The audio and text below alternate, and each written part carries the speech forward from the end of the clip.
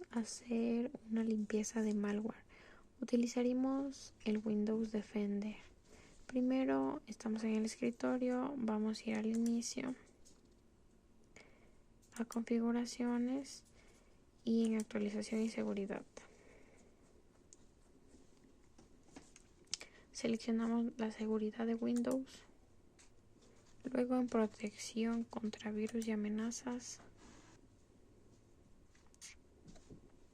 Una vez cargado, entra a esta página de aquí.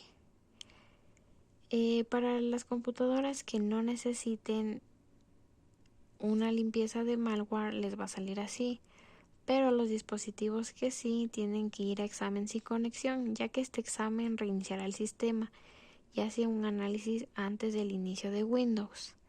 Luego de eso tienen que poner examinar y tenemos que guardar los trabajos que tengamos porque el equipo se reiniciará.